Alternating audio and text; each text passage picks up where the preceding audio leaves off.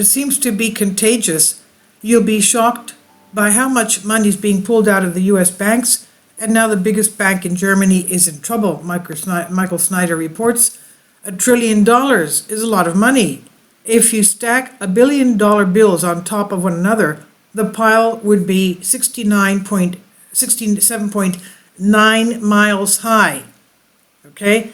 But if you stack $1 trillion bills on one on top of the other, the pile would be 67,866 miles high. Now, if you line up $1 trillion bills end to end, and the line of the dollar bills would be staggering 96,906,656 miles long. That's longer than the distance from the Earth to the Sun. $1 trillion is such a vast amount of money that is truly difficult to comprehend. And as you'll see, that much money has already been pulled out of vulnerable U.S. banks over the past year. Hordes of small and mid-sized banks are now in trouble, and that is really bad news. We're talking about the United States here, because those institutions issue most of the mortgages, auto loans, and credit cards that our economy runs on. The other day, I asked my readers to imagine what our country would look like if the banking system implodes and the economy plunges into a depression. Because if our banks continue to collapse, this is precisely where we are heading. Unfortunately, the recent banking panic has greatly accelerated matters. In fact, a whopping $98.4 billion was pulled out of U.S. banks during the week ending March 15. A readout released shortly after the market closed Friday came around the same time as the new Fed data showed that bank customers collectively pulled $98.4 billion from accounts from the week ending March 15. That would have covered the period when the sudden failures of Silicon Valley Bank and Signature Bank rocked the industry. So just think about that. Nearly $100 billion in deposits evaporated in just 1 week, and it turns out the small banks were being hit the hardest. Unsurprisingly, big banks actually saw enormous inflows. Data shows that the bulk of the money came from small banks. Large institutions saw deposits increase by $67 billion, while smaller banks saw outflows of $120 billion. That article did not give numbers for mid-sized banks, but it appears likely that they experienced large outflows as well. Overall, JP Chase is telling us that the most vulnerable banks in the country have lost a total of about $1 trillion in deposits since last year. JP Chase and Company estimate that the most vulnerable U.S. banks are likely to have lost a total of about $1 trillion in deposits since last year, with half of the outflows occurring in March following the collapse of Silicon Valley Bank. This really is the banking meltdown, and it has been going on for quite some time. As Bill Ackman has aptly noted, if something is not done, our small and mid-sized banks are heading for disaster. There are more than 4,000 banks in the United States right now, and the vast majority of them are rapidly losing deposits. As a result, U.S. banks are being forced to turn to the Fed for help at a very frightening rate. Banks have been flocking to emergency lending facilities set up after the failure of SVB and Signature banks.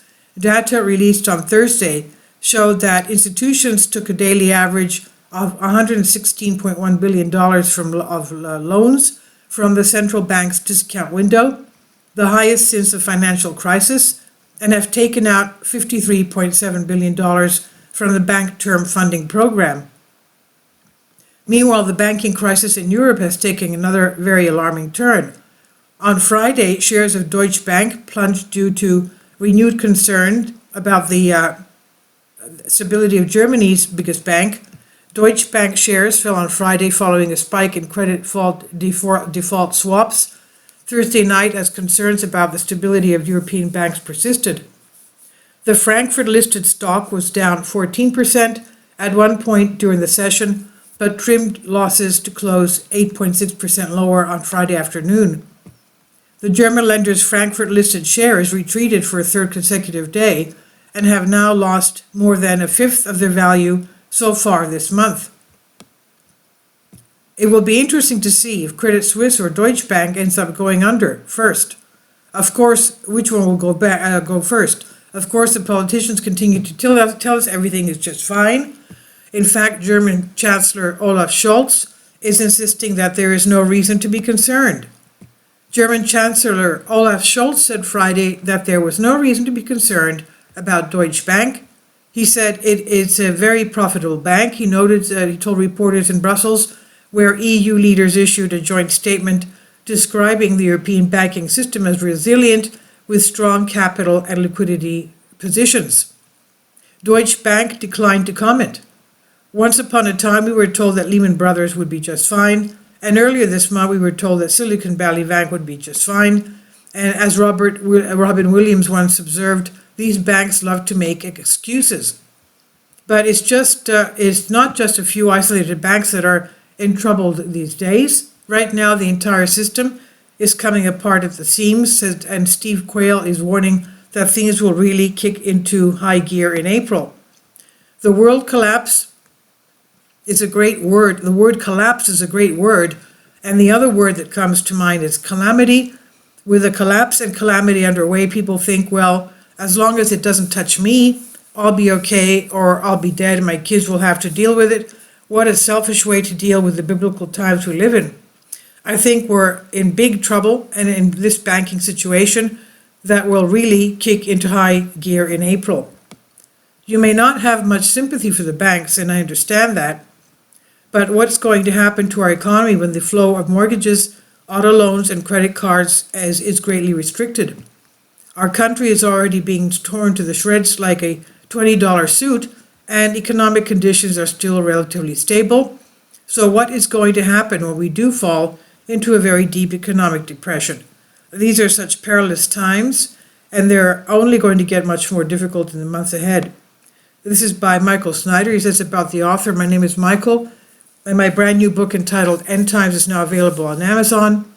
In addition to my new book, I've written 6 other books that are available on Amazon, including 7-Year Apocalypse, The Lost Prophecies of the Future of America, The Beginning of the End, and Living a Life That Really Matters. When you purchase any of these books, you help to support the work that I'm doing, and one way that you can really help is by sending copies as gifts to family and friends. Time is short, and I really need help getting these warnings into the hands of as many people as possible. I also have started a brand new Substack newsletter, and I encourage you to subscribe so that you won't miss any of the latest updates. I've published thousands of articles on the Economic Collapse blog, End of the American Dream, and the most important news. And the articles that I publish on those sites are republished on dozens of other prominent websites all over the globe. I always freely and happily allow others to republish my articles on their own websites, but I also ask that they include this about the author section with each article. The material contained in this article is for general information purposes only, and readers should consult licensed professionals before making any legal, business, financial, or health decisions. I encourage you to follow me on social media, Facebook and Twitter, and any way that you can share these articles with others is definitely a great help. These are such troubled times and people need hope. John 3:16 tells us about the hope that God has given us through Jesus Christ. For God so loved the world that he gave his only begotten Son, that whosoever believeth in him should not perish but have everlasting life.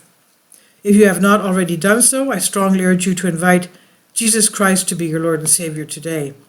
And this is by Michael Snyder on the Economic Collapse blog. Please leave your comments, and thank you for your support.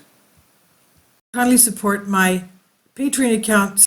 The daily posts are 5 videos daily, and they are totally different from what I have on my YouTube channel.